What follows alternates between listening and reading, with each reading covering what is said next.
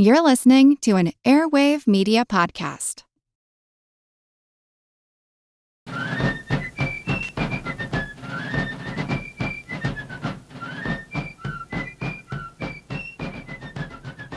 Hello, and thank you for joining the American Revolution. Today, episode 126, The Battle of Princeton. Over the last few weeks, we covered General Washington's raid on Trenton. Then, in response, General Cornwallis brought an army of over 5,000 regulars and Hessians down into New Jersey to restore British control. The Continental Army had pulled back to Pennsylvania, but once again returned to Trenton a few days later. The Americans had bloodied Cornwallis's advance on Trenton and slowed the column so that they did not reach the town until a few hours before nightfall. Now, the British and Hessians combined actually had fewer soldiers in the Trenton area than did the Continentals and militia. Cornwallis had about 5,000 men, while Washington commanded nearly 7,000. Washington also had the better defenses. Cornwallis, however, had the best regiments in the army with him, while Washington was relying on relatively untested militia for more than half of his force. Cornwallis also had more artillery. Now, as I said, the Continentals had a good defensive position on Assunpink Creek and had held off several British attempts to take the bridge over the creek on the evening of January 2, 1777. Even so, both sides expected that the British would be able to force their way across the creek the next morning and take the battlefield. If they did that, the Continentals had a difficult line of retreat and would have no easy way to get back across the Delaware River if they were in the face of the enemy. This was a huge risk for the Continentals. It gave Cornwallis the chance to capture the entire Continental Army once and for all. General Cornwallis held a council of war with his top generals on the evening of January 2nd. Many of them had urged a night raid to prevent the Continentals from slipping away at night, like they had at the Battle of Long Island and again at Harlem Heights. Cornwallis, however, did not want to launch a night attack on unfamiliar ground without good enemy intelligence. If the enemy gave up their defensive position overnight, then the British could just chase them down in open field. If not, a dawn battle made more sense. Washington also held a council of war. His generals debated whether to stand and fight or slip away. Fighting carried a good chance that the whole army would be captured. Leaving without a fight would make the First Battle of Trenton look like a lucky raid against a Hessian outpost, but would not dissipate the conventional wisdom that the Continentals could never really stand up against the British Army. Then the Council also considered a third option. The idea for this third option is usually credited to a newly promoted Brigadier General, Arthur St. Clair from Pennsylvania. He proposed to pull out that night, but then take a back road to the north around Cornwallis's army and attack his smaller reserve force at Princeton. Such a surprise attack would have a higher chance of success against a smaller and unprepared enemy. It would also mean the Continentals could avoid battle with the main Cornwallis force without looking like they were simply running away. It would also put the army in position to hit Brunswick as well. Now, there's pretty good evidence that Washington was already preparing for this option before the council met. He likely discussed the plan with General St. Clair ahead of time, wanting some other officer to make the initial proposal. After some discussion, the council came to a consensus, and Washington approved the plan. Once again, the weather cooperated to an astonishing degree with the Continentals. Witnesses reported the night was much darker than usual, despite there being a partial moon and no clouds. More importantly, the muddy slush that had slowed the British wagons all day disappeared as the temperature dropped suddenly after dark. The roads froze solid, making travel much easier. The Americans kept all their campfires stoked and used picks and shovels to convince the British, only a few hundred yards away, that they were digging entrenchments for the morning battle.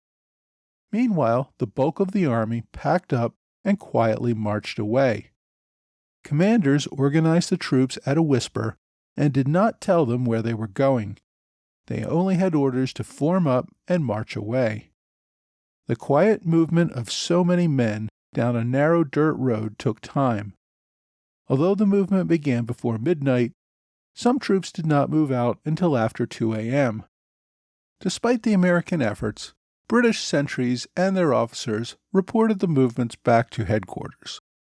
Cornwallis, however, thought the movements indicated a possible night attack. As a result, the British remained alert but in camp and on the defensive. For the Americans, the dark night brought problems of its own. As the men marched down a dark road toward an unknown destination, most of them had no idea that other units were doing the same thing. One group of Pennsylvania militia spotted several companies of Continentals at a crossroad and mistook them for Hessians. More than 1,000 militiamen panicked and ran away, ending up in Bordentown the next morning. Some soldiers never received word of the move at all. Benjamin Rush had been working with military surgeons to help the wounded that night. When they woke up the next morning, they found the camp almost empty. Assuming the Continentals had retreated to Bordentown in an attempt to get back into Pennsylvania, Rush and his colleagues headed south in an attempt to find them before the British took the camp. The bulk of Washington's army, however, remained on task. The army traveled up a lesser-used road off to the east. Part of the journey required moving through a forest where tree stumps made passage difficult. Another part required moving through a swamp, which fortunately had frozen sufficiently to make passage possible. For many of the men, this was their second night without sleep. Some reported nodding off while marching. Despite the conditions of the passage and the men, the army traveled about 9 miles in 5 hours, arriving at Quaker Bridge shortly before 7 a.m., about the time first light began to brighten the sky.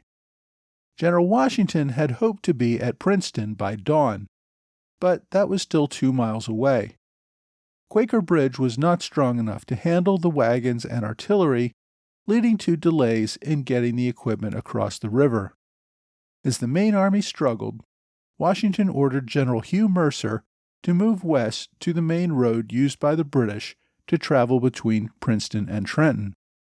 Mercer's assignment was to destroy the bridge on that road and set up a defensive line there so that once Cornwallis realized the Americans had left Trenton and were attacking Princeton, he would be delayed in getting his regulars and Hessians back to Princeton. Mercer led a detachment toward the bridge while the main army continued up the road toward Princeton.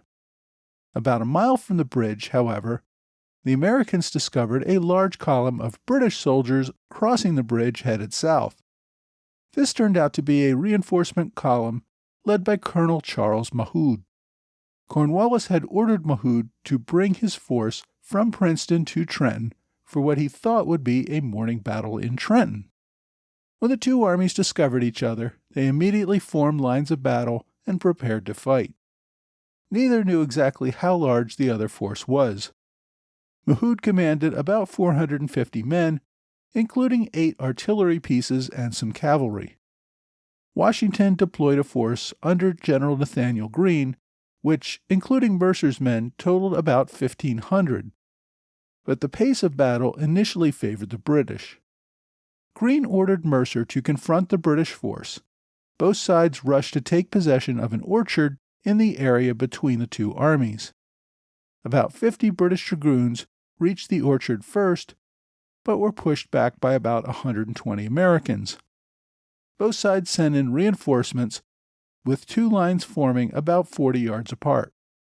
Both began firing volleys, standing their ground, and taking heavy casualties. The British were outnumbered at this point, but ordered a bayonet charge. The Americans, who largely did not have bayonets, began to fall back. General Mercer attempted to rally the American troops, but got knocked down by a British soldier who demanded his surrender. Rather than surrender, Mercer lunged at the soldier with his sword, the British bayoneted him repeatedly and left him for dead on the field. Second in command, Colonel John Hazlitt, who had fought heroically in multiple battles in New York, took a shot to the head and also died. Some British soldiers mistook General Mercer for Washington and thought they had killed the American leader. In the face of British bayonets and the deaths of their officers, the survivors of Mercer's force began to retreat in disarray. As they fell back, they ran into Colonel Cadwallader's advancing Pennsylvania militia, who had been coming forward to reinforce them. The frightened retreat of Mercer's men caused part of the militia to turn and run as well. But part of the line stood and fought, including an artillery battery that fired on the advancing British. Seeing the American line hold, some of those soldiers who had initially turned around to begin to flee turned back and returned to the lines. About that time, Washington himself arrived on the field of battle. Now, I'll be the first to admit that Washington has some limitations as a strategist, but no one could compete with him as a field officer for bravery and leadership. Washington rallied the line and his men toward the enemy. Washington was about 30 paces away from the enemy, still on horseback, leading his army into a charge. One witness reported that the British line fired a volley directly at Washington. The soldier witnessing this event closed his eyes and turned away, thinking Washington would certainly have died on the spot. But when he looked again, Washington remained on his horse, unharmed, still encouraging his men forward. The superior American numbers forced back the British, many of whom were killed or captured. General Sullivan brought another 1,300 soldiers to the field, giving the Americans an overwhelming numerical advantage. Washington, clearly elated with the win, shouted to his men, "It is a fine fox chase, my boys." He began to gallop after the fleeing enemy until his aides stopped him and reminded him that he needed to return to the main army for the attack on Princeton. I think Washington considered this a vindication of the shame he felt when the British soldiers used fox hunting calls to chase down Americans during the retreat in New York. Some of the British troops fled west and scattered, but Colonel Mahood ordered his artillery and the remainder of his army to move back north to Princeton to aid in the defense of the town. Part of Mahood's remaining force moved to a defensive position at a ravine known as Frog Hollow. There they hoped to engage with the advancing Americans. Mahood had moved his artillery to support the position, making an American assault more difficult. General Sullivan's force fought a pitched battle along the ravine. The Americans aggressively moved on the British defenses, climbing through the ravine to engage with the enemy. The American numbers made the British position untenable as the Americans attacked them from the center and began to envelop them from both flanks. The British fell back in good order to another defensive breastwork where they continued the fight. Eventually, though, in the face of an overwhelming number, the remaining British force surrendered.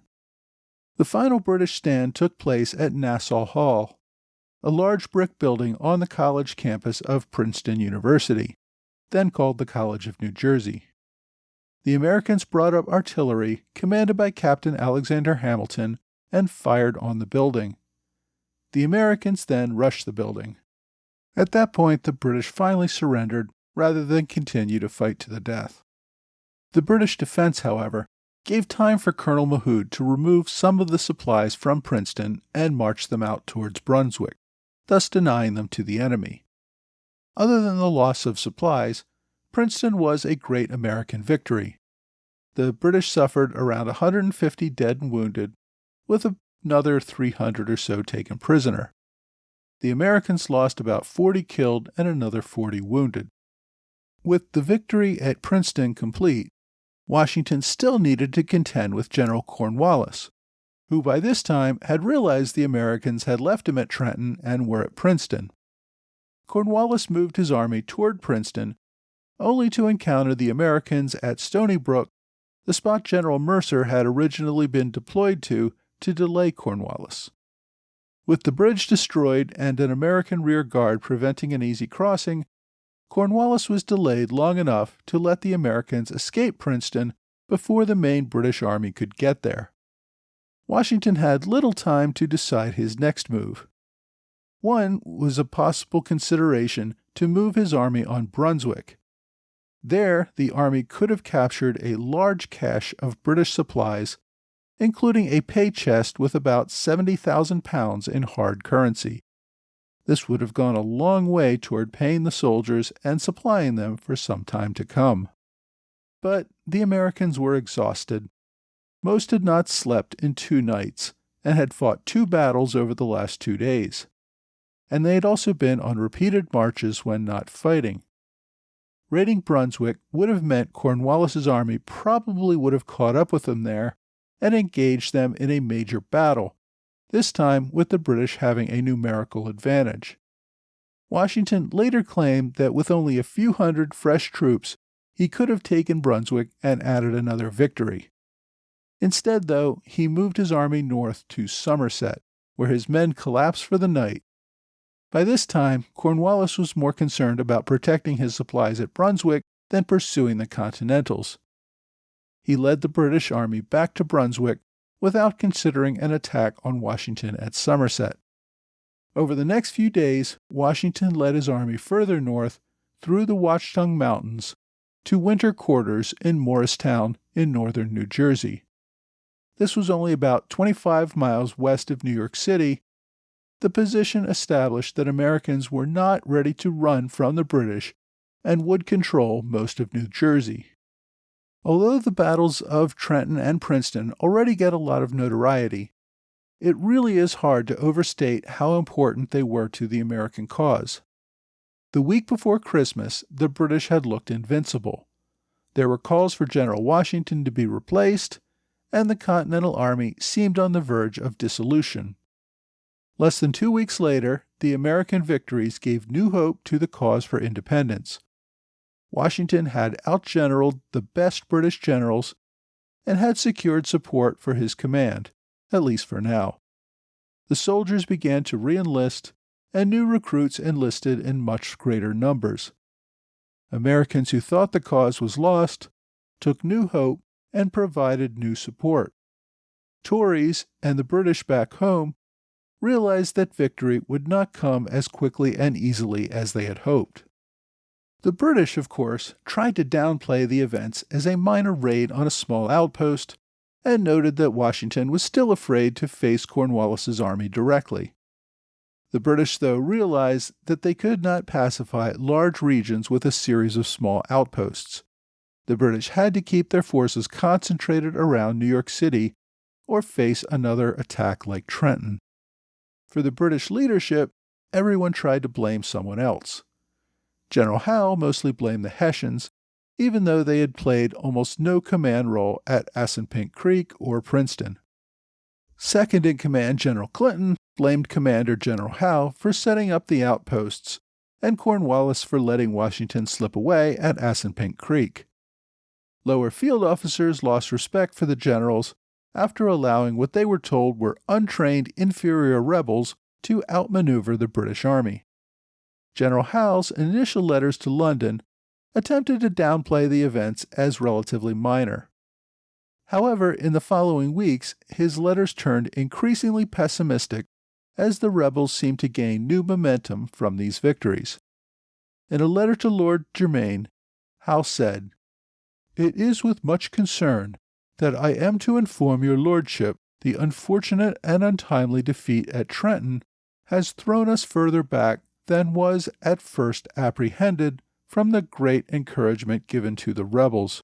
I do not now see a prospect of terminating the war but by a general action." Now, some historians have noted these comments were an admission that Howe had not been seeking a general action up until this point. His goal was simply to push back the Continental Army but avoid a bloodbath. This would prove that the British were invincible and that the war would come to an end without great bloodshed. But the American wins at Trenton and Princeton now destroyed that presumption of British invincibility. So Howe was saying the gloves had to come off and that there would have to be some serious fighting in the coming year. The Patriots, of course, played up the victories. On January 13, 1777, Thomas Paine published Chapter 2 of the American Crisis series. I would now like to read Thomas Paine's American Crisis Number 2. But I'm not going to do that to you again. If you want to read it, there is a link on my blog. But essentially, Paine's Crisis Number 2 was an open letter to General Howe, which taunted him about his inability to conquer America. The experiences of the past few weeks showed that, yes, the British Army could occupy a city or two, but could never effectively control the people of America. Paine said, "We may be surprised by events we did not expect, and in that interval of recollection, you may gain some temporary advantage. Such was the case a few weeks ago, but we soon ripen again into reason, collect our strength, and while you are preparing for a triumph, we come upon you with a defeat." Military recruiters who were getting laughed out of town a few weeks earlier were now filling their enlistment quotas. The Continental Army rebuilt itself as people regained hope in the ability to resist the British. George Washington, who a few weeks earlier was seen by many as perhaps an amateur in over his head, now became the hero of the continent. Talk of replacing him vanished, at least for the moment. General Horatio Gates, who had bet on Washington failing in his attack and who had rode off to Baltimore to convince Congress to put him in charge, now had to crawl back to Washington and pretend he was supporting him all the time. Amazingly, Washington did not seem to hold it against the weasel, General Gates, and allowed him to continue in his command. Washington, of course, did not simply get credit for being a great general. He actually was becoming a great general. Over the past year, he had learned from his mistakes at Boston and New York. He now appreciated the importance of good intelligence. He was figuring out who his best generals were and how to make best use of them. He was learning more how not to fight the British on their terms, but to surprise and use the strength of his Continentals and militia to defeat the enemy. Crossing the Delaware the first time had been an act of desperation. If it had failed, the whole army probably would have disappeared. The second crossing to Trenton was doubling down on that gamble and again risking everything to build on that first success. The surprise move on Princeton showed the ability of the Continentals to think on their feet and to adjust strategy based on what they could do. The decision not to go to Brunswick showed a realistic assessment of their limitations and not to push their luck too far. Finally, settling into winter quarters in northern New Jersey near New York City established that this was not just a hit and run, but an army that was reconquering its territory. Next week, the Americans used the rest of the winter to run a guerrilla war against the British, keeping them on the defensive.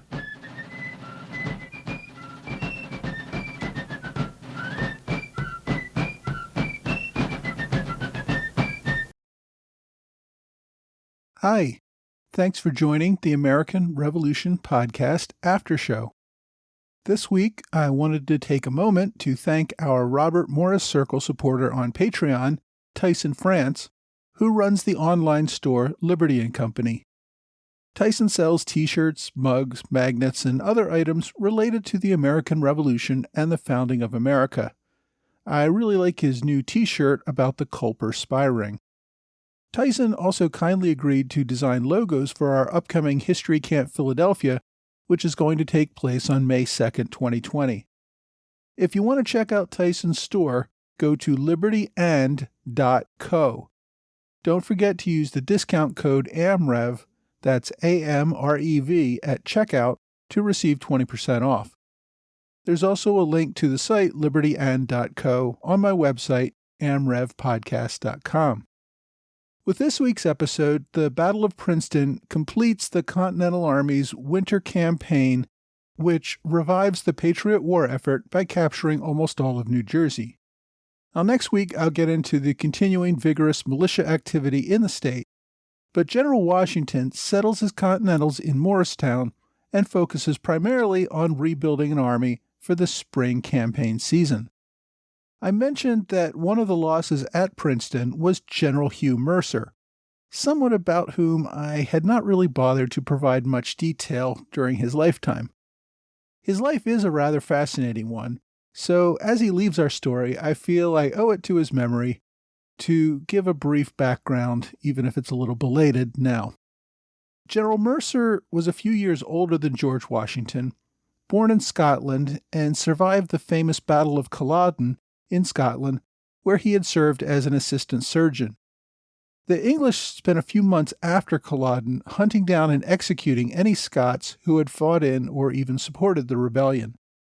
So Mercer had to live for a few months on the run as a fugitive before he finally got a ship that took him to Pennsylvania.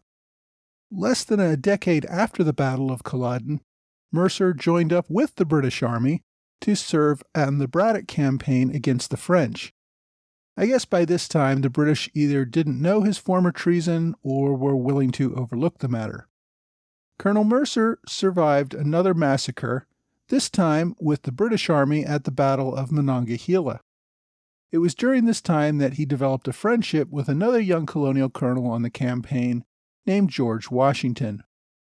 Mercer and Washington also both served on the Forbes campaign to capture Fort Duquesne, what we today call Pittsburgh. After the war, Mercer moved to Virginia, where he started a family and ran an apothecary in Fredericksburg. Today, his apothecary shop is a museum. Mercer was an early supporter of the Patriot cause, even before the war began. He served as a member of the local committee of safety, as well as being part of the colonial militia. As Virginia ramped up for war, he raised a regiment, but did not immediately join the Continental Army. His Virginia regulars remained in Virginia. Future Chief Justice John Marshall and future President James Monroe both served as officers under his command. In June 1776, Congress appointed him a brigadier general. He and his army marched north to participate in the New York campaign. Now, Mercer played a key role in the crossing of the Delaware and the battles at Trenton. His sacrifice at Princeton ensured Washington's main army had time to escape north before Cornwallis arrived. I mentioned that he was left for dead on the battlefield on January 3rd. However, he survived the battle severely wounded and was treated by Dr. Benjamin Rush the next day. Mercer finally succumbed to his wounds more than a week later on January 12th. His death is immortalized in Jonathan Trumbull's famous painting, The Death of General Mercer, and I have a copy of that on my blog post for this episode at blog.amrevpodcast.com if you want to take a look at it. Mercer definitely would have played a key role as a military leader in the war had he survived. If you want to read more about Mercer, my book recommendation this week is Second to No Man But the Commander-in-Chief, Hugh Mercer, American Patriot, by Michael Ciceri. This book, which was straight to paperback when it was published in 2018, covers Mercer's life as best it can, given the rather limited record about his life. The book is rather short, at less than 200 pages, and is sometimes criticized for not having enough narrative. Much of the book is lengthy quotes from primary sources, which I particularly find interesting. The author, Michael Ciceri, is a longtime history teacher at several Virginia high schools and community colleges. I think this is his only book. But if you want to read more about Hugh Mercer, Second to No Man But the Commander-in-Chief is a great place to start. My online recommendation this week is another free ebook in the public domain, which is also about General Mercer. It's called The Life of General Hugh Mercer by John Grulich. Now, this book was first published in 1906 and has less than 100 pages about Mercer himself, with a lengthy list of genealogical descendants at the end of the book. It's one of the first attempts to write a Mercer biography, and it's a free download at archive.org if you want to check that out. Again, I've added a direct link to the ebook on my website, amrevpodcast.com. Well, that's all for this week. I hope you will join me again next week for another American Revolution podcast.